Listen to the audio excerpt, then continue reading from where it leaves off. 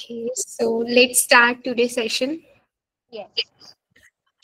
Okay, so since we are uh, have done the sampling and other part, so now we have to start our main audit procedure, which are test of controls and your test of details. Okay, Yes. so till now we have done the risk assessment of a company, and now we are going to perform test of controls to check whether the control are actually operating effectively or not. Okay, so first, your test of controls has observation, inspection, inquiry, and reperformance. Reperformance, observation, inspection, and inquiry. These four procedures are related to your test of controls. So, as you already know about these procedures, like observation means you are standing and you're looking for the processes which are actually happening within the company. Okay, for example, the financial auditor may tour the plant to obtain general impression of the facilities. Okay, he can tour the company premises, their warehouse, their plant, tour to just look how is the actually process is going on, how is the facilities, observe whether the equipment is rusty to evaluate obsolescence, कि जो equipments present है कि क्या वो like उनकी conditions क्या है actual में. Watch individual performing accounting task to determine whether the person assigned a responsibility is performing the task with appropriate level of due care and competence. Okay, so you are observing the people how they are actually performing their task, कि क्या वो carelessly perform कर रहे हैं या like they are performing their task with some due care and all. Okay, so this is the observation. Clear? So by observing the things around you, you're determining what is happening within the company. Okay, so you are observing that people are doing their work with due care. Their duties are segregated, so that means this can give you an idea how is the control actually working within the company.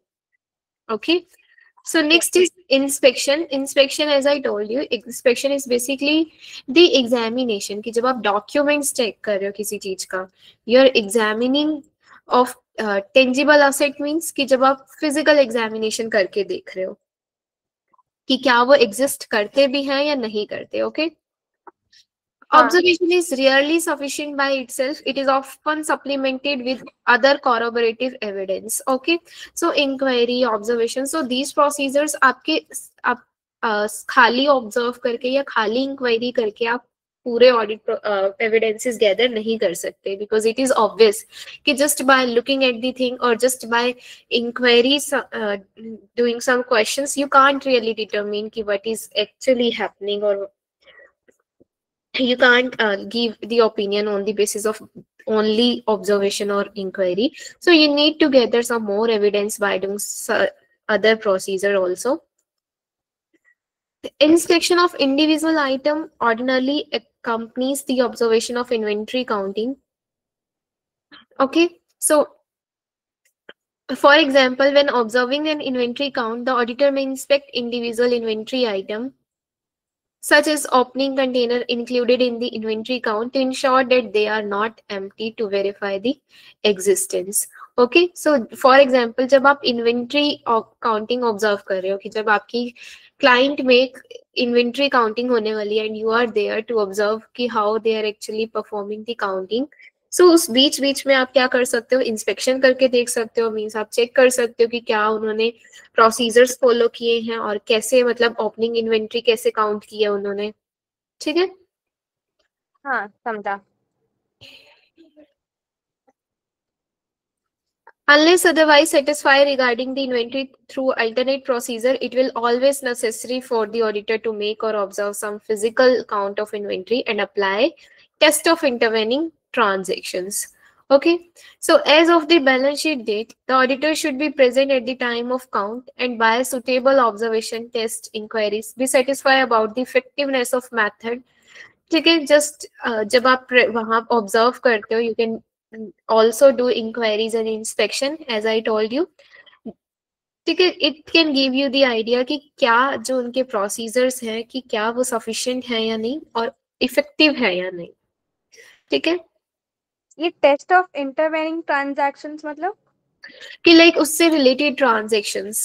Okay Observation should be coupled with inspection of record and procedure relating to physical inventory on which the balance sheet inventory is based. Okay, so you can also do the inspection of record कि कितनी आपकी inventory count हो रही है, means कितनी inventory actual में present है और कितनी रिकॉर्डेड है. यू कैन लुक कि क्या आपकी ये रिकॉर्ड्स और फिजिकल जो इन्वेंट्री प्रेजेंट है वो मैच कर रही है या नहीं कर रही.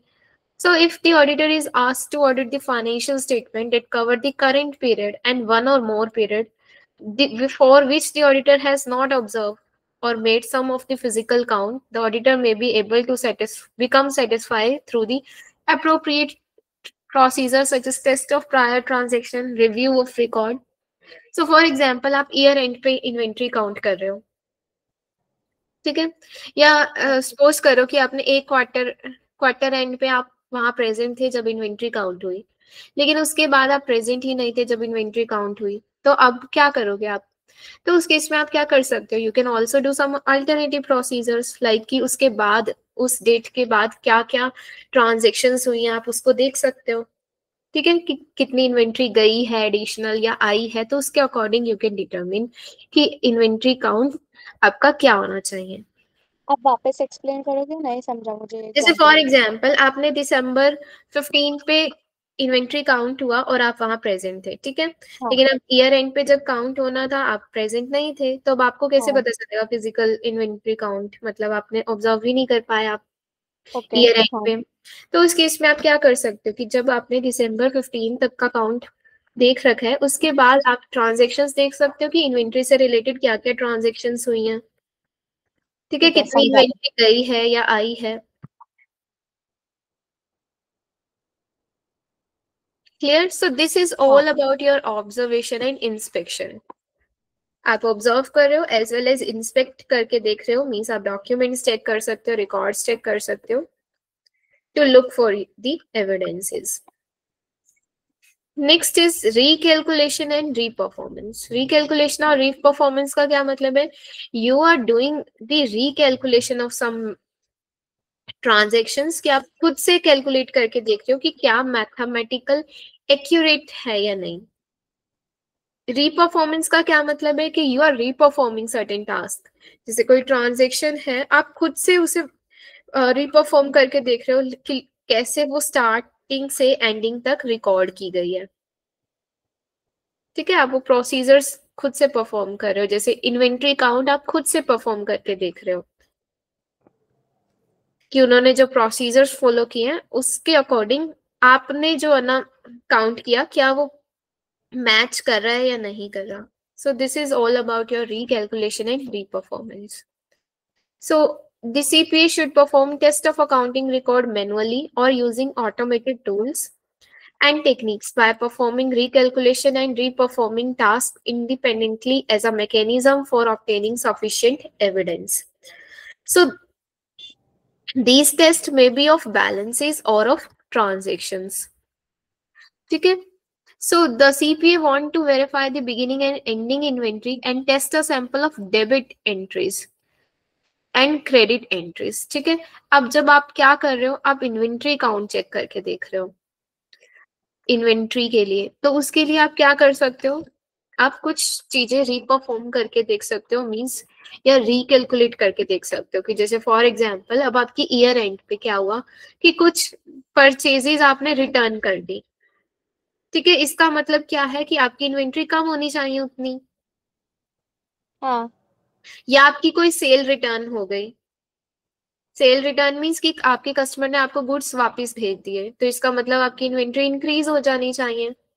हाँ सिमिलरली आपकी ईयर एंड पे हो सकता है कहीं पर शिपिंग में गए हुए हो चीजें, तो वो आपकी इन्वेंटरी उतनी कम होनी चाहिए, तो इसके according you can perform some recalculation और रीपरफॉर्मेंस कि क्या आपकी जो इन्वेंट्री नंबर है क्या वो सही से रिकैलकुलेट किया गया है या नहीं किया गया।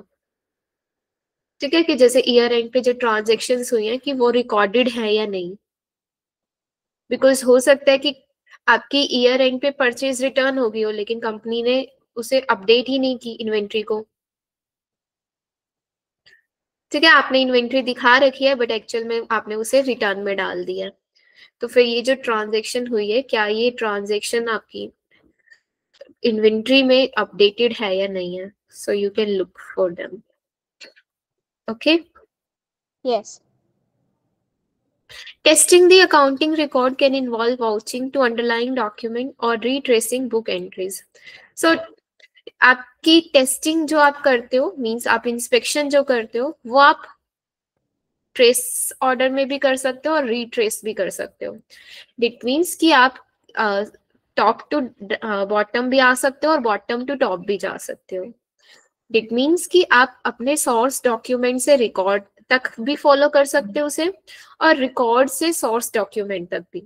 जैसे फॉर एग्जांपल आपकी शिपिंग डॉक्यूमेंट्स हैं, आपकी सबसे पहले सेल्स ट्रांजैक्शन अप्रूव्ड होंगी, सेल ऑर्डर अप्रूव्ड होंगे, फिर वो सेल ऑर्डर्स क्या होंगे शिपिंग में जाएंगी, शिपिंग डॉक्यूमेंट्स क्रिएट होंगे, शिपिंग डॉक्यूमेंट्स क्रिएट होने के बाद आपके सेल इनवॉइसेस बनेंगे, और वो इनवॉइसेस बनने के बाद आपकी क्या होगी सब लेजर में रिकॉर्ड होंगी, देन जनरल लेजर में रिकॉर्ड होंगी ट्रांजैक्शंस। यही होगा। हाँ. तो आप क्या कर सकते हो, आप शिपिंग डॉक्यूमेंट से फॉलो कर सकते हो किसी ट्रांजैक्शन को, या आप उल्टा भी कर सकते हो कि जो आपके रिकॉर्ड में रिकॉर्डेड है आप उससे उसके डॉक्यूमेंट्स चेक करते जा रहे हो, तो आप ट्रेस भी कर सकते हो और रीट्रेस भी कर सकते हो ट्रांजैक्शंस को। समझा. ठीक है, टेस्ट में भी directly primarily toward a particular type of error.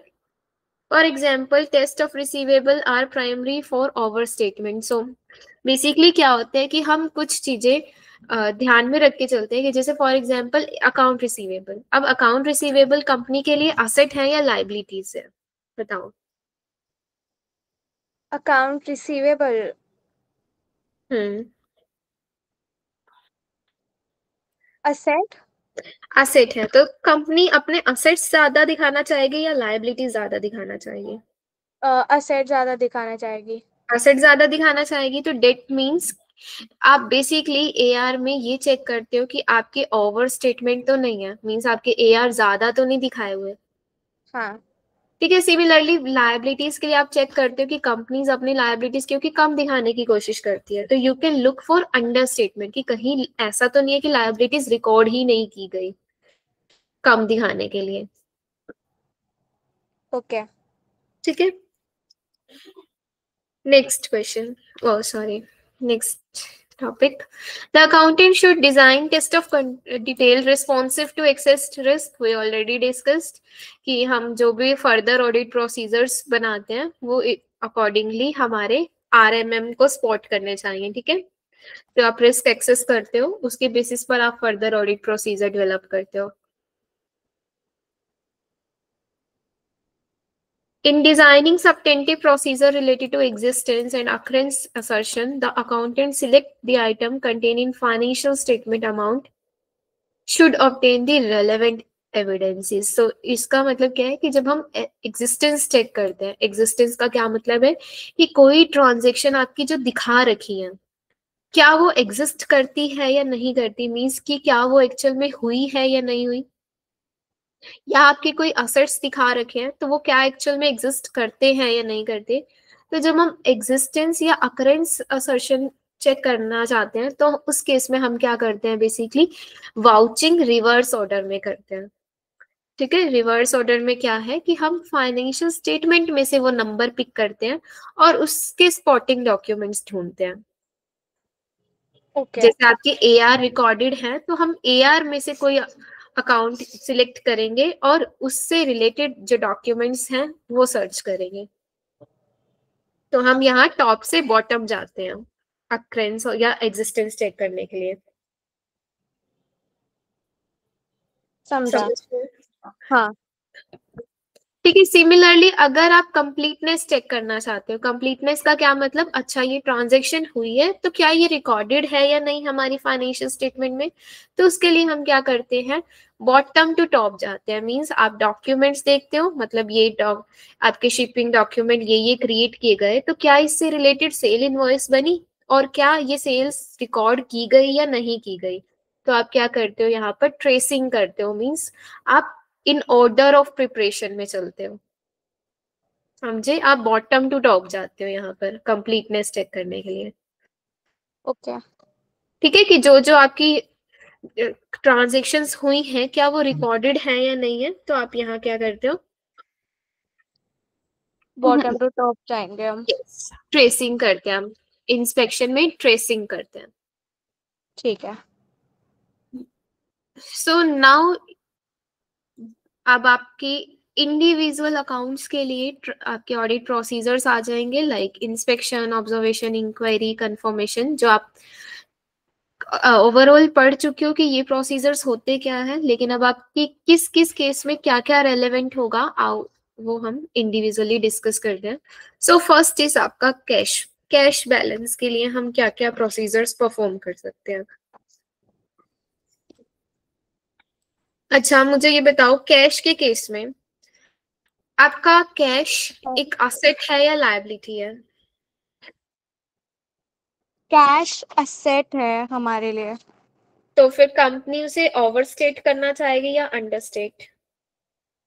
Overstate करना चाहेगी। ठीक है, तो जब आप कैश बैलेंस चेक करते हो तो आपके लिए क्या चेक करने वाले हो आप, कि बेसिकली कंपनी उसे ओवरस्टेटेड तो नहीं रख रही। ठीक है, क्योंकि यहाँ पर ओवर स्टेटमेंट का ज्यादा रिस्क है। देन हाँ। सेकेंड थिंग, ओवर स्टेटमेंट का क्या मतलब है कि क्या वो एक्चुअल में प्रेजेंट है भी या नहीं है, कि उसने जो प्रेजेंट है उससे ज्यादा तो नहीं दिखा रखा बैलेंस। तो डेट मीन्स हम इसके केस में एग्जिस्टेंस असर्शन पर ज्यादा फोकस रखते हैं। ठीक है, कि क्या कैश जो रिकॉर्डेड है वो एक्चुअली प्रेजेंटेड भी है या नहीं है। सो आपकी कैश के केस में मींस जब भी आप असेट्स की बात करते हो तो एग्जिस्टेंस असर्शन आपका यहाँ पर मेन रहता है। क्लियर। यस। अच्छा अब आप क्या क्या प्रोसीजर्स परफॉर्म कर सकते हो। आप कैश के लिए सबसे पहले कैश जनरल्स में फुटिंग कर सकते हो या क्रॉस फुटिंग कर सकते हो। इसका मतलब क्या है, आप कैलकुलेशन चेक कर सकते हो कि क्या टोटल सही किया गया है या नहीं किया गया। आप क्या कर सकते हो, ट्रेसिंग कर सकते हो कि जो जो ट्रांजेक्शन्स हुई है वो रिकॉर्डेड है या नहीं है। आप बैंक डिपॉजिट जो है, डिटेल्स जो है बैंक डिपॉजिट की, उसको क्लाइंट के रिकॉर्ड से मैच करके देख सकते हो कि जो जो बैंक में डिपॉजिट किया गया वो क्लाइंट ने रिकॉर्ड किया है या नहीं किया। ठीक है, बैंक रिकंसिलेशन आप करके देख सकते हो, आप अपना कैश बुक बैलेंस और बैंक बैलेंस मैच करके देख सकते हो। कैश ट्रांजेक्शन वेरीफाई कर सकते हो इन वन और मोर एक्सपेंस अकाउंट की, अगर आपकी कुछ ट्रांजेक्शन्स हुई हैं तो you can look for date transactions. ठीक है, सो ये सारे प्रोसीजर आपको basically accuracy related, occurrence related और कंप्लीटनेस रिलेटेड आपकी असर्शंस के रिगार्डिंग होंगे ये प्रोसीजर्स। ठीक है, कि क्या जो ट्रांजेक्शंस वो सॉरी जो बैलेंस है वो एक्यूरेट है या नहीं है, आपकी ट्रांजेक्शन्स एक्चुअली हुई है या नहीं हुई, या आपका बैलेंस कंप्लीट रिकॉर्डेड है या नहीं है। तो ये सारे बेसिकली आपकी इन असर्शंस के रिगार्डिंग आपको एविडेंसेस देंगे। और एग्जिस्टेंस के लिए अब आप क्या कर सकते हो, आप कैश इन हैंड काउंट करके देख सकते हो कि आपकी कंपनी ने कैश इतना दिखा रखा है, तो आप इसे काउंट करके देख सकते हो कि क्या एक्चुअल में वो कैश प्रेजेंट है या नहीं है। ठीक है, जस्ट लाइक हमने इन्वेंट्री के लिए किया था कि आप इन्वेंट्री काउंट करके देख सकते हो कि वो एक्चुअल में प्रेजेंटेड भी है या नहीं है। आप कट ऑफ कर सकते हो। कट ऑफ का क्या मतलब है, आप ये चेक कर रहे हो कि क्या ट्रांजेक्शन करेक्ट पीरियड में रिकॉर्ड है या नहीं है। तो उसके लिए आप क्या कर सकते हो, जो भी कैश रिसिप्ट है या कैश डिसबर्समेंट है मतलब जो जो कैश आया है या जो जो कैश गया है, आप उस पे वेरीफाई करके देख सकते हो, कट ऑफ प्रोसीजर परफॉर्म कर सकते हो। मींस आप ये चेक कर सकते हो कि क्या ये जो ट्रांजैक्शंस हुई हैं ये सही पीरियड में रिकॉर्ड की गई हैं या नहीं की गई। क्लियर? हाँ।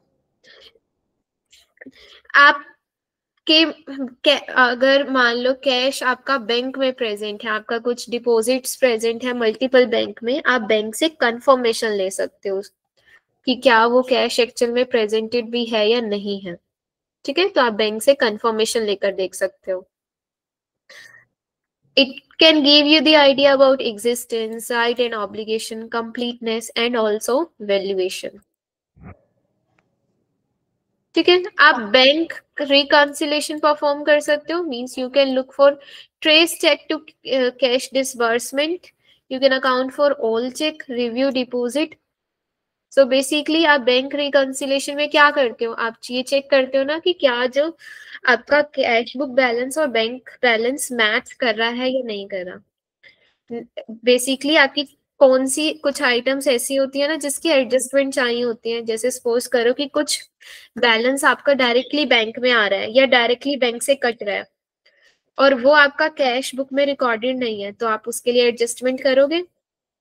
दूसरी चीज, आपकी कुछ चेक है जो आउटस्टैंडिंग है या कुछ डिपॉजिट है ट्रांजिट में, उसके लिए एडजस्टमेंट करोगे। मींस जो आपके कैश बुक में तो रिकॉर्डेड है या कैश बुक में सब्ट्रैक्टेड हो चुके हैं लेकिन आपकी बैंक में अभी तक क्लियर नहीं हुए, ना डिपॉजिट हुए, तो उसके लिए आप उसके लिए एडजस्टमेंट करते हो। सो हम बैंक रिकंसिलेशन परफॉर्म करके देख सकते हैं कि क्या ये जो आइटम्स मतलब है वो आप उसे लोकेट कर पा रहे हो या नहीं कर पा रहे। आप bank cut off statement check कर सकते हो, it's important. Cut off statement का क्या मतलब है कि जब आपकी ईयर एंड के बाद, सपोज करो जनवरी 1 टू जनवरी 15, आप बैंक की स्टेटमेंट लेकर चेक कर सकते हो।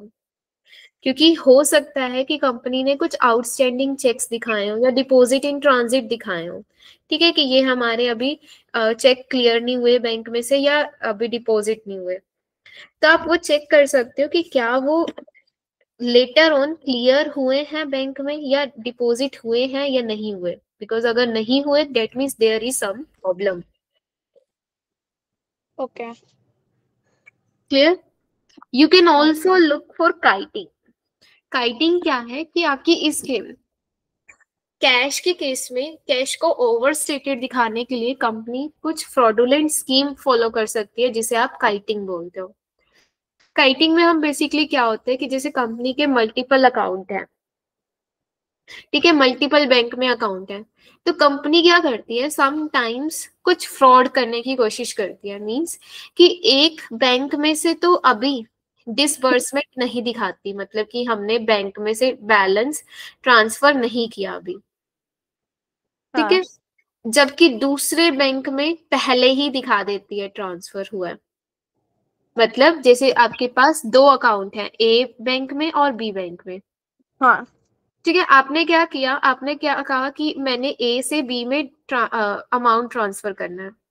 हाँ। ठीक है, आपने अमाउंट तो जनवरी 1 को ट्रांसफर किया लेकिन आप बैंक बी में ऑलरेडी दिसंबर 31 को दिखा चुके हो ये ट्रांजैक्शन। ठीक ओके। है, आप अपनी बुक्स में ऑलरेडी दिखा चुके हो कि यस मेरे पास तो बैलेंस आ गया, जबकि अभी तक वो बैंक से क्लियर नहीं हुआ।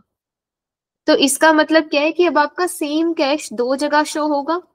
हाँ। अभी एक बैंक से कट नहीं हुआ बैलेंस लेकिन दूसरे में ऑलरेडी शो कर दिया आपने।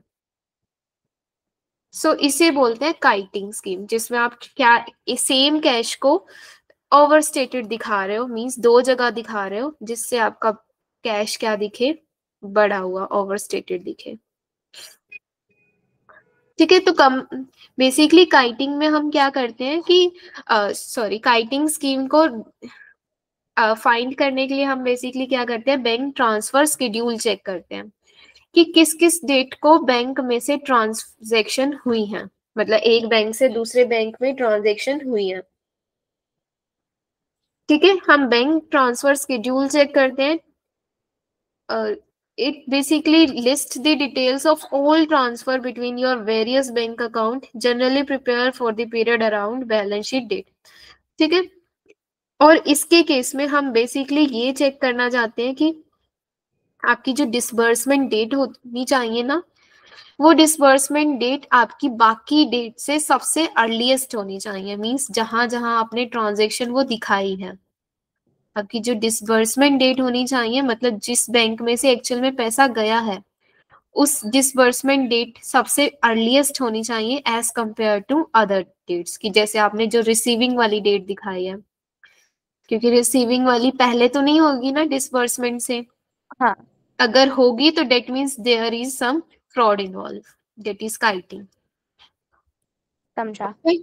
So you, as an auditor, you need to ensure that intercompany bank transfer schedule, the date of disbursement of check per book should be on or before the date of receipt date of the same check on the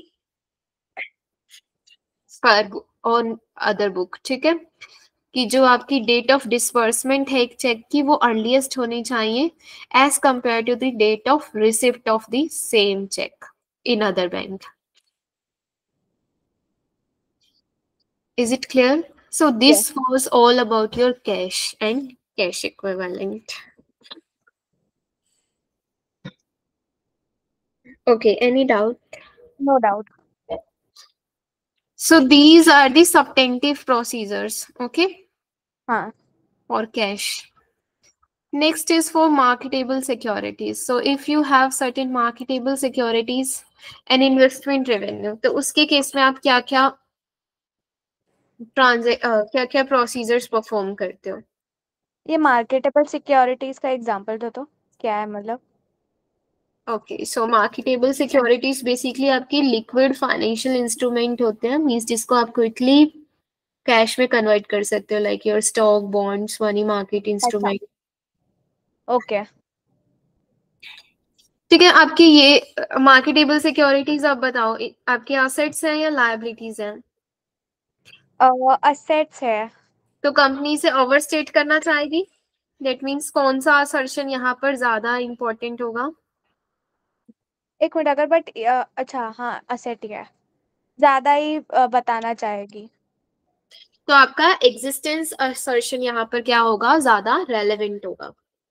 हाँ, ठीक है, अब marketable securities के लिए हम basically क्या क्या procedures perform करते हैं? You can perform the examine securities on hand with custodian present, means आपके पास जो भी सिक्योरिटीज ऑन हैंड प्रेजेंट हैं, you can look for them to check for the existence, कि क्या आपकी सिक्योरिटीज एग्जिस्ट करती भी हैं या नहीं करती।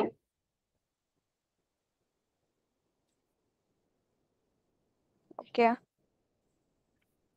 Just a minute.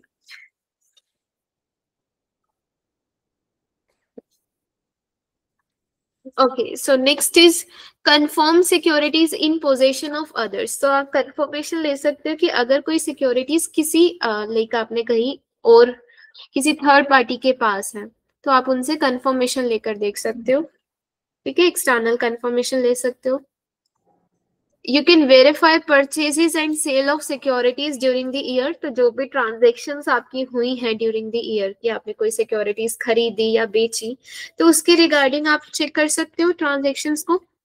आप कट ऑफ रिव्यू लेकर देख सकते हो। कट ऑफ मीन्स कि आपकी ये जो ट्रांजेक्शन्स हुई है, क्या करेक्ट पीरियड में रिकॉर्ड की गई है या नहीं की गई।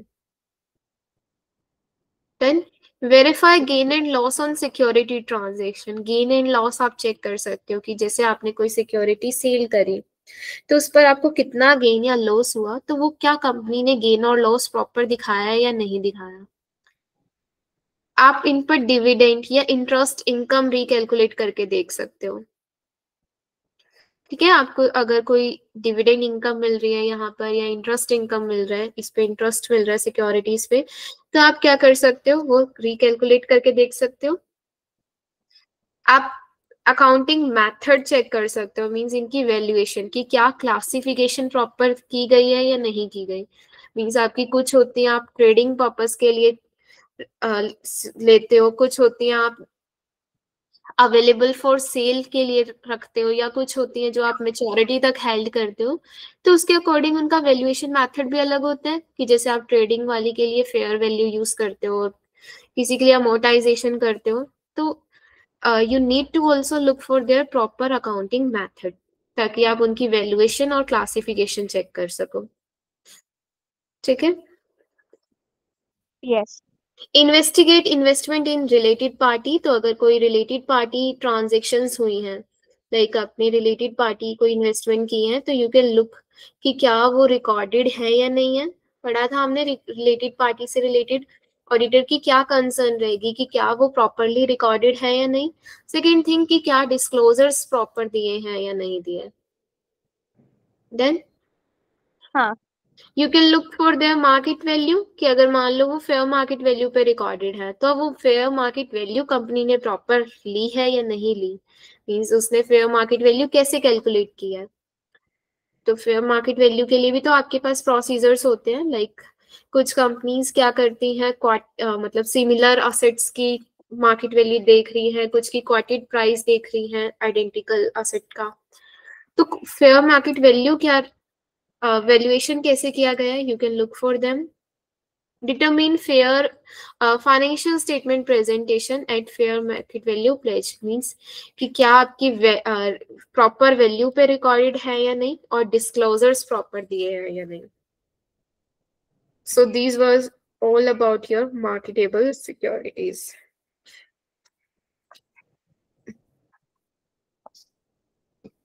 समझा। ओके। हाँ। अच्छा, आप एनालिटिकल प्रोसीजर्स भी परफॉर्म कर सकते हो इसके साथ साथ। एनालिटिकल प्रोसीजर्स मींस आप क्या कंपेयर कर सकते हो कि क्या इंटरेस्ट इनकम जो दिखाई है with respect to investment value, क्या वो मतलब कंपेरेबल है या नहीं है आपकी। ओके। ठीक है। हाँ। नेक्स्ट आते हैं आपके account receivable and revenues. Account receivable और रेवेन्यूज के रिगार्डिंग, रेवेन्यूज के साथ हम क्यों कर रहे हैं, क्योंकि देखो सेल्स होंगी तभी तो आपके एआर आएंगे। ठीक है। हाँ। एआर कब आएंगे, जब आपकी सेल्स क्रेडिट पर हो रही है, तो डेट मीन्स ये दोनों अकाउंट की आप साइमल्टेनियसली टेस्टिंग कर सकते हो। तो अब आपको रेवेन्यूज की टेस्टिंग करनी है, तो you can example sample of sale transaction, as I told you कि आप कुछ ट्रांजेक्शन्स चेक कर सकते हो, मीन्स आप क्या कर सकते हो, कुछ डॉक्यूमेंट्स लेकर आप डॉक्यूमेंट्स लेकर ट्रेसिंग भी कर सकते हो, और वाउचिंग रिवर्स ऑर्डर में भी कर सकते हो, मीन्स आप सेल इनवॉइसेस को शिपिंग डॉक्यूमेंट से भी मैच करके देख सकते हो, या उल्टा भी कर सकते हो। आप क्रेडिट मेमोरेंडा चेक कर सकते हो, कि मतलब जो क्रेडिट दिया गया है आपके कस्टमर्स को, कि वो क्रेडिट प्रॉपर दिया है या नहीं दिया। ऐसा तो नहीं कि जो कुछ कस्टमर्स ऐसे हैं, मतलब जो क्रेडिट डिजर्व नहीं करते थे और स्टिल उन्हें क्रेडिट ऑथराइज्ड कर दिया है। Voucher sample of cash receipt, register tape and sale invoices to the sales general. You can put the sales general, आप कैलकुलेशन चेक कर सकते हो। ठीक है। You can calculate the sales discount also, की वैल्यूएशन चेक करने के लिए कि क्या सेल्स सही वैल्यू पे रिकॉर्डेड है या नहीं, तो उसके लिए आप डिस्काउंट चेक कर सकते हो। ठीक है। So yes. बेसिकली हम कंप्लीटनेस के लिए क्या करते हैं, कंप्लीटनेस के लिए हम ट्रेसिंग कर सकते हैं। दूसरी चीज, आप कट ऑफ प्रोसीजर परफॉर्म कर सकते हो। कट ऑफ का क्या मतलब है, आप ये देख रहे हो कि जो ईयर एंड पे ट्रांजेक्शन्स हुई हैं वो आपकी रिकॉर्ड की गई है या नहीं की गई। ठीक है। अगर सपोज करो ईयर एंड पे आपकी कुछ सेल रिटर्न हो गई, तो इसका मतलब अगर कंपनी ने वो ट्रांजेक्शन नहीं दिखाई सेल रिटर्न की, तो इससे आपकी सेल्स क्या हो सकती है, ओवरस्टेटेड हो सकती है। तो इसलिए हाँ। आप सेट ऑफ प्रोसीजर्स परफॉर्म करते हो कंप्लीटनेस के लिए। ठीक है। ठीक है। वैल्यूएशन के लिए अगेन आप सेल्स डिस्काउंट वगैरह कैलकुलेट करके देख सकते हो, आप टोटल चेक कर सकते हो सेल्स का, रिकंसाइल करके देख सकते हो। अब हम एआर की बात करें, तो एआर के लिए आप बेसिकली क्या कर सकते हो, कंप्लीटनेस चेक करने के लिए अगेन आप सेल्स चेक कर सकते हो, कि जो जो सेल्स हुई है उससे रिगार्डिंग आपकी एआर रिकॉर्ड की गई है या नहीं की गई। ठीक है, आप एआर के लिए again cut off procedures perform करके देख सकते हो। आप बेसिकली क्या कर रहे हो, इन दोनों अकाउंट की साइमल्टेनियसली टेस्टिंग करते हो तो आपके प्रोसीजर्स क्या हो जाएंगे, कॉमन हो जाएंगे। बिकॉज जब आप सेल्स चेक करोगे तो ऑब्वियस सी बात है आपको एआर रिगार्डिंग तो एविडेंसेस मिलेंगे ना। हाँ। आप एआर की वैल्यूएशन के लिए आप अलाउंस बनाकर देख सकते हो, एजिंग प्रिपेयर कर सकते हो एआर। एजिंग क्या होता है?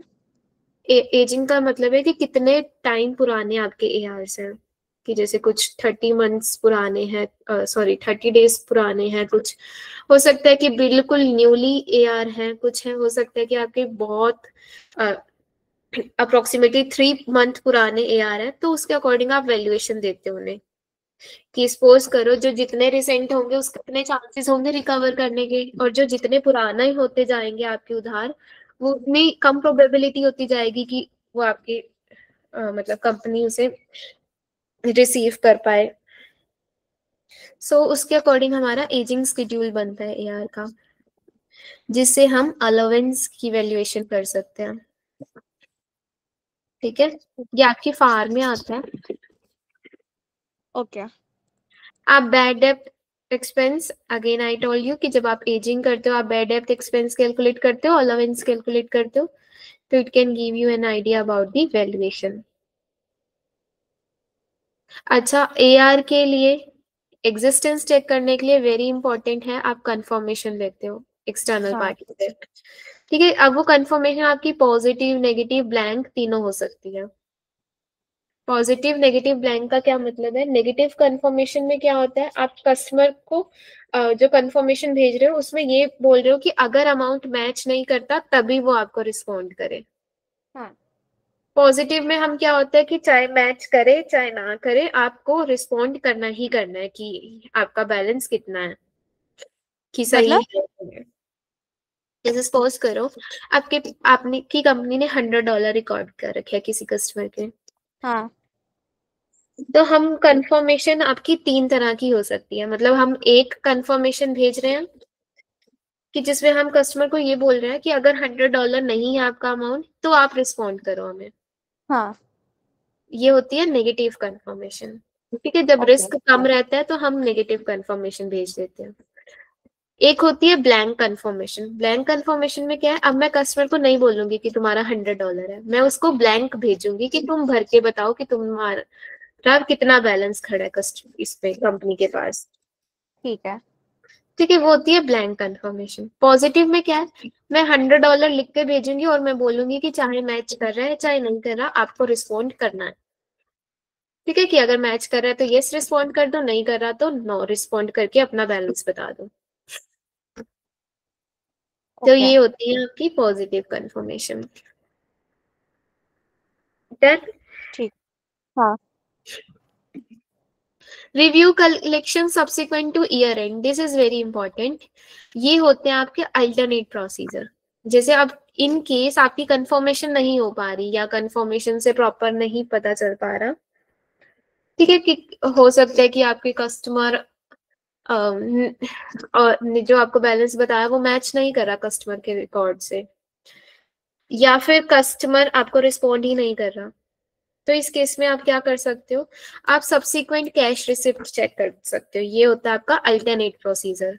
इसमें आप क्या कर रहे हो बेसिकली कि जो ईयर एंड के बाद आपके कैश रिसिप्ट आ रही है, मीन्स जो पैसा आ रहा है कस्टमर से, आप उन्हें चेक करते हो कि क्या वो कैश रिसिप्ट आपकी उस एआर से रिलेटेड है या नहीं है। मतलब वो एआर जो बैलेंस कस्टमर ने कंपनी ने रिकॉर्ड किया था उस वो एआर आपका कलेक्ट हुआ है या नहीं हुआ सब्सिक्वेंट पीरियड में।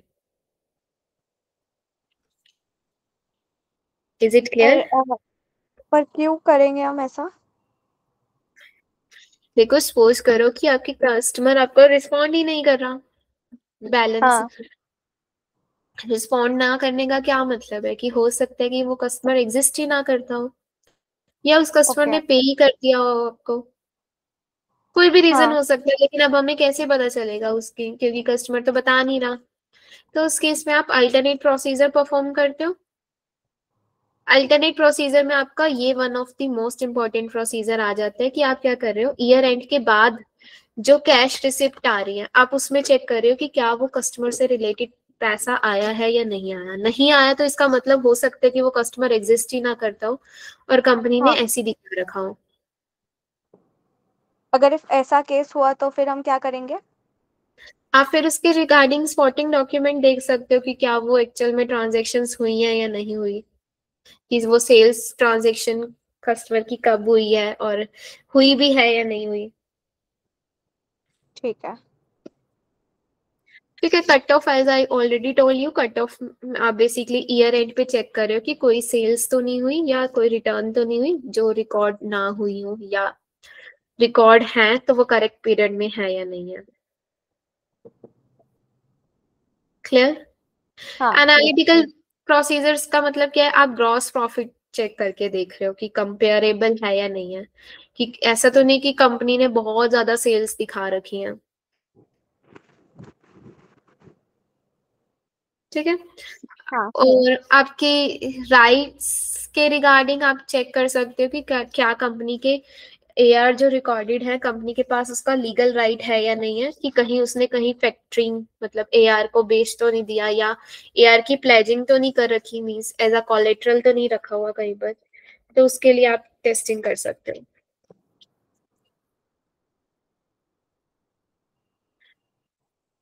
Is it clear? Yes. So sales और एआर का एक बार आप पढ़ लो क्योंकि ये बहुत इंपॉर्टेंट है। ओके। स्पेशली इसमें आपका एक्सटर्नल कंफर्मेशन, सब ये subsequent cash receipt testing important हो जाते हैं बहुत। आपकी मतलब कल को आप इंटरव्यू दोगे तो ये तो डेफिनेटली पूछते ही पूछते हैं क्वेश्चन। ठीक है। एक बार बस गो थ्रू कर लो फटाफट।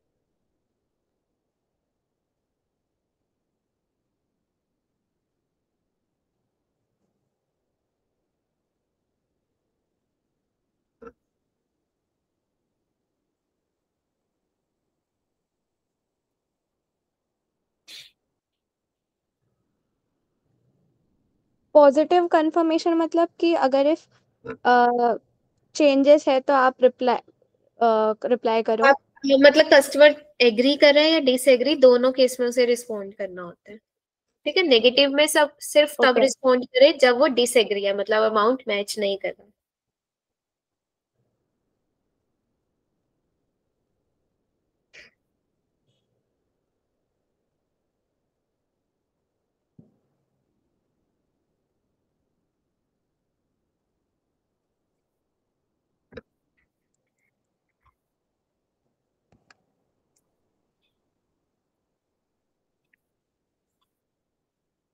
ये राइट ऑफ वो था ना कि राइट ऑफ किया हुआ मतलब राइट ऑफ कहाँ पर कह रहे हो?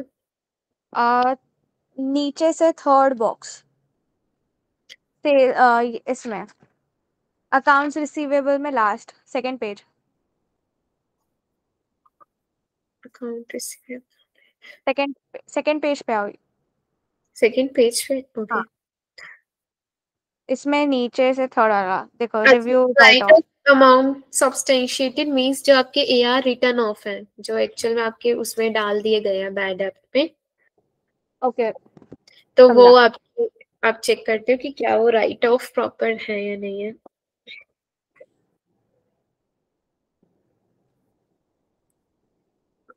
हो गया, पढ़ गया।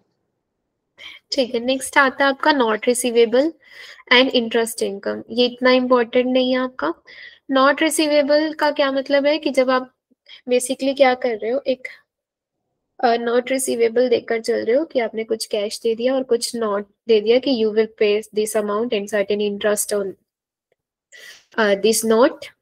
ओके, सो नॉट रिसीवेबल के लिए आप बेसिकली अगेन, क्योंकि ये भी आपका एक असेट है तो उस केस में आपकी एग्जिस्टेंस ज्यादा मैटर करेगी। दूसरी चीज इंटरेस्ट इनकम है, तो इंटरेस्ट इनकम के लिए आप क्या कर सकते हो, रिकैलकुलेशन करके देख सकते हो कि आपकी जो इंटरेस्ट कैलकुलेटेड है वो प्रॉपर कैलकुलेटेड है या नहीं है। सो क्या क्या कर सकते हैं हम, अकाउंट एनालिसिस करके देख सकते हैं। रिसीवेबल वापस एक्सप्लेन करोगे? ओके, सो नॉट रिसीवेबल का मतलब क्या है, these are basically the written promises from a customer to a business that they will pay you a specific amount on future date, often with certain interest. हो गया। ठीक है, आपने जैसे कस्टमर को कुछ गुड्स भेजे और उसने आपको क्या दिया, बदले में आपको नॉट रिसीवेबल दे दिया, means he will pay you certain amount during this period interval and along with certain kind of interest. ठीक समझा। है, उस केस में हम क्या कर सकते हैं, अकाउंट एनालिसिस करके देख सकते हैं, मींस जो आपके अमाउंट है वो रीजनेबल है या नहीं है, मतलब जो कंपनी ने नॉट रिसीवेबल दिखाया है वो प्रॉपर दिखाया है, उनकी वैल्यूएशन प्रॉपर है या नहीं है। आप कंफर्मेशन ले सकते हो एक्सटर्नल पार्टी से, so that it can give you the idea कि क्या वो नॉट रिसीवेबल एग्जिस्ट करते हैं या नहीं करते। तो इसकी आपकी एआर जैसी ही है लगभग टेस्टिंग। इंस्पेक्शन का मतलब इंस्पेक्शन करके देख सकते हो आप डॉक्यूमेंट्स उससे रिलेटेड एग्जिस्ट करते हैं या नहीं करते। It can also give you the idea about right and obligation और वैल्यूएशन। ठीक है, वैल्यूएशन का क्या मतलब, क्योंकि अब इस पे क्या है, आप इंटरेस्ट कैलकुलेट करते हो, तो जो भी आपकी इंटरेस्ट स्केड्यूल है या अमोर्टाइजेशन स्केड्यूल है, तो क्या वो कंपनी ने प्रॉपर किया है या नहीं किया, तो उसके रिगार्डिंग आप उनके डॉक्यूमेंट्स चेक कर सकते हो। आप सब्सिक्वेंट कलेक्शंस चेक कर सकते हो। डिस्काउंटेड नोट्स, क्योंकि समटाइम्स आपके क्या है कि जो नोट्स हैं वो डिस्काउंटेड होते हैं, मींस आपकी प्रेजेंट वैल्यू पे रिकॉर्डेड होते हैं, तो वो चीज आप चेक कर सकते हो। आप इंटरेस्ट इनकम रिकैलकुलेट करके देख सकते हो। आप फाइनेंशियल स्टेटमेंट प्रेजेंटेशन चेक कर सकते हो, मींस कि क्या आपके ये जो नॉट रिसीवेबल प्रेजेंटेड है वो प्रॉपरली है या नहीं, like restrictions, insider, contingent liabilities. Clear? आपके नॉट रिसीवेबल इतने इंपॉर्टेंट नहीं है बाकी।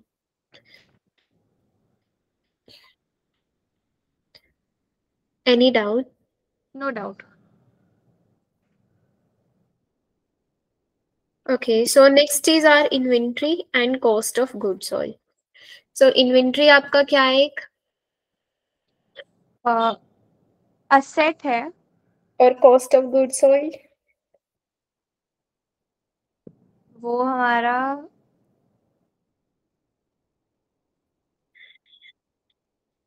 परचेजेस में आता है। एक्सपेंस है आपका। ओके। ठीक है, तो कंपनी असेट्स ज्यादा दिखाएगी और एक्सपेंस को कम दिखाना चाहेगी, तो डेट मीन्स इन्वेंट्री के लिए आप ज्यादातर एग्जिस्टेंस पर फोकस रखते हो और कॉस्ट ऑफ गुड्स सोल्ड के लिए कंप्लीटनेस पर। चलो आप बताओ इन्वेंट्री कॉस्ट के ऑफ लिए हम क्या, गुड्स सोल्ड मतलब कि जो एक्सपेंस। मैंने, नहीं नहीं, एक मिनट, जो जो मतलब जो मैंने रॉ मटेरियल या गुड्स परचेज किए हैं जिसको मैं सेल कर रहा हूँ, तो उसमें जो खर्चा आ रहा है। यस, तो आपकी इन्वेंट्री और कॉस्ट ऑफ गुड्स सोल्ड की सेम ट्रांजेक्शन होती है ना, कि हाँ। आपने कितनी इन्वेंट्री दी उसके रिगार्डिंग आप एक्सपेंस दिखाते हो इनकम स्टेटमेंट पे कॉस्ट ऑफ गुड्स सोल्ड की फॉर्म में। ओके। ठीक है, तो हाँ। क्या क्या टेस्टिंग कर सकते हैं हम इसमें, you can do compare your purchase requisition with your purchase order and receiving report to your vendor invoices. So basically क्या है, इन्वेंट्री की परचेजेस की बात करें अगर हम, हम्म। क्योंकि इन्वेंट्री या तो कंपनी बेचेगी या तो खरीद भी तो रही होगी। हाँ तो अगर हमें कंप्लीटनेस चेक करनी है तो हम उसके लिए क्या कर सकते हैं, हम उसकी परचेज साइकिल चेक कर सकते हैं। मतलब कि जो रिक्वेजिशन रेज की गई, परचेज रिक्वेजिशन का मतलब जो डिमांड रेज की गई, कि जैसे डिमांड 100 गुड्स की हुई तो परचेज भी क्या 100 हुए और रिसीव कितने हुए और वेंडर के इनवॉइसेस कितने के दिखाए हुए। ये है आपकी कंप्लीटनेस के लिए। यू आर बेसिकली चेकिंग कि क्या आपकी परचेज रिक्वेजिशन से जो आपके परचेज ऑर्डर क्रिएट किए गए और जो रिसीव हुए परचेजेस और जो रिकॉर्ड किए गए, तो क्या ये ट्रांजेक्शन्स कंप्लीट हैं या नहीं है। आप उनकी कॉस्टिंग भी चेक कर सकते हो। You can test and evaluate cost accounting system क्या है, कि आपकी इन्वेंट्री किस कॉस्ट पर रिकॉर्ड की गई है। क्योंकि जैसे आपकी लोअर ऑफ कॉस्ट और मार्केट पे रिकॉर्डेड है, एनआरवी पे रिकॉर्डेड है, तो आप फीफो मेथड यूज कर रहे हो, लीफो मेथड यूज कर रहे हो, तो you can check for the cost accounting system also. ठीक है। Participate in planning of physical inventory. जब भी फिजिकल इन्वेंट्री काउंट होती है, you can participate to check for existence, कि क्या आपकी इन्वेंट्री एग्जिस्ट करती है या नहीं करती। हाँ आप टेस्ट काउंट करके देख सकते हो। टेस्ट काउंट का क्या मतलब है कि आप पूरी इन्वेंट्री काउंट नहीं कर रहे, कुछ कुछ इन्वेंट्री बीच बीच में से काउंट करके देख रहे हो। ठीक है। आप इन्वेंट्री टैग चेक कर सकते हो, मीन्स जो इन्वेंट्री पर टैग्स लगे हुए हैं। आप ये चेक कर सकते हो टेस्ट काउंट को परपेचुअल इन्वेंट्री रिकॉर्ड से, मीन्स जो आप काउंटिंग कर रहे हो और जो रिकॉर्ड दिखाए हुए हैं इन्वेंट्री का, आप उसे मैच करके देख रहे हो। You can test clerical accuracy of inventory sheets and perpetual record, कि जो आपकी इन्वेंट्री शीट्स हैं और परपेचुअल रिकॉर्ड्स हैं कि क्या वो एक्यूरेट है या नहीं। आप शिपिंग डॉक्यूमेंट्स चेक कर सकते हो, बिकॉज कई आपकी जो शिपिंग टर्म्स हैं उसके अकॉर्डिंग आपका इन्वेंट्री बैलेंस अफेक्ट हो सकता है। जैसे अगर आपकी वो एफओबी शिपिंग पॉइंट है, एफओबी शिपिंग पॉइंट का क्या मतलब है कि शिपमेंट में जाते ही टाइटल किसके पास ट्रांसफर हो जाएगा, बायर के पास। हाँ और एफओबी डेस्टिनेशन का क्या मतलब है कि डेस्टिनेशन पे पहुंचने के बाद टाइटल ट्रांसफर होगा। सो इसके अकॉर्डिंग आपकी इन्वेंट्री अफेक्ट हो सकती है। बिकॉज अगर एफओबी शिपिंग है तो मतलब शिपिंग में जाते ही आपकी इन्वेंट्री सेलर्स की बुक में से कट हो जानी चाहिए और बायर की बुक में एड ऑन होनी चाहिए। ठीक है। हाँ you can look for shipping documents also. Determine the quality and condition, as I told you कि आप जाकर चेक कर सकते हो कि क्या आपकी इन्वेंट्री मतलब ऑब्सोलीट तो नहीं हो गई, मीन्स खराब तो नहीं पड़ी। कि अगर मान लो आपकी वेयर हाउस में इन्वेंट्री बहुत ज्यादा मतलब वर्स्ट कंडीशन में, इसका मतलब क्या है कि वो इन्वेंट्री आपकी खराब हो चुकी है और कंपनी ने क्या ऑब्सोलीट इन्वेंट्री दिखाई है या नहीं दिखाई, या वो स्टिल अभी भी उस इन्वेंट्री को ओरिजिनल प्राइस पर रिकॉर्ड कर रहे हैं। आप कंसाइनमेंट के लिए चेक कर सकते हो। It can give you the idea about right and obligation. Consignment means कि जब हम किसी कंसाइन कोई इन्वेंट्री को कंसाइनमेंट पे भेज रहे हैं, मीन्स हम किसी पार्टी को भेज रहे हैं कि ये इन्वेंट्री को वो सेल कर दे। तो इस हाँ केस में क्या होता है, कंसाइनमेंट में आपकी जब तक इन्वेंट्री सेल नहीं हो जाती तब तक आपकी इन्वेंट्री का राइट आपके पास रहता है। हाँ ठीक है, आपकी बुक्स में रहता है। तो you can look for consignment also. Confirm good in public warehouses, कि अगर मान लो आपके गुड्स कहीं डिफरेंट वेयर हाउसेस में रिकॉर्डेड है तो आप उनसे कंफर्मेशन ले सकते हो। Review basis and method for inventory pricing, कि आपका फीफो मेथड यूज किया गया है, लीफो यूज किया गया है। कॉस्ट ऑफ सेल्स चेक कर सकते हो। हम्म आप फाइनेंशियल स्टेटमेंट प्रेजेंटेशन के लिए मीन्स आप चेक कर सकते हो कि क्या आपकी इन्वेंट्री कहीं पर आपने एज अ प्लेज तो नहीं रखी हुई, मीन्स एज अ कोलेट्रल तो नहीं रखी है आपने अपनी इन्वेंट्री। तो कंपनी के पास क्या लीगल राइट एंड ऑब्लिगेशन है या नहीं, तो उसके लिए ऑडिटर टेस्टिंग कर सकता है। Done. Yes okay. So inventory के केस में आपके मेजर प्रोसीजर्स क्या रहेंगे। बताओगे?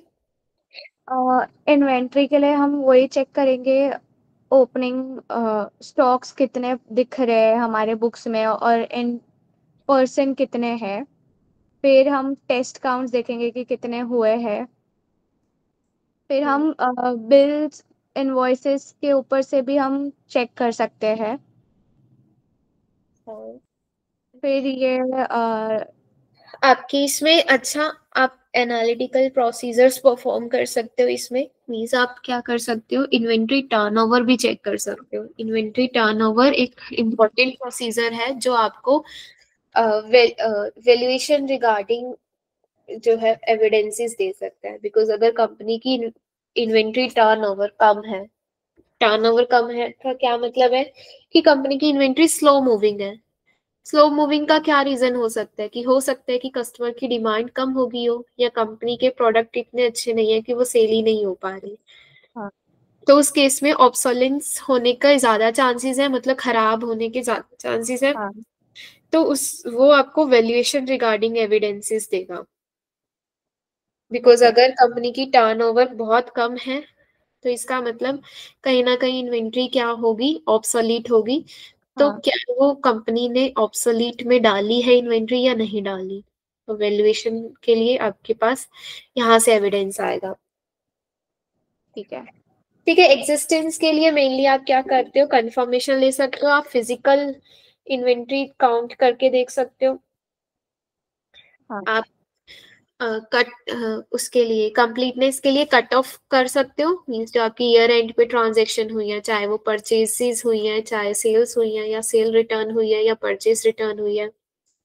आप शिपिंग डॉक्यूमेंट्स चेक कर सकते हो, because it can give you the idea कि इन्वेंट्री कब बायर की बुक पे रिकॉर्ड होनी थी और कब सेलर की बुक पर रिकॉर्ड होनी थी। तो इन्वेंट्री का लीगल राइट किसके पास है। फिर पब्लिक वेयर हाउस में है तो वो कंफर्म कर सकते हैं। यस। सो ये थे आपके इन्वेंट्री के procedures. Is it clear? Yes. ठीक है, तो कल हम आप ये फिक्स्ड असेट के प्रोसीजर्स परफॉर्म करेंगे, ठीक है। लॉन्ग टर्म इन्वेस्टमेंट और आपके अकाउंट पेबल और करंट लायबिलिटीज। ओके।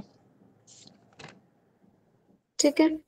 ठीक है, आप यहाँ तक रिवाइज करना, और कोई डाउट हो तो you can ask me. Okay. Thank you. Bye. Okay, bye.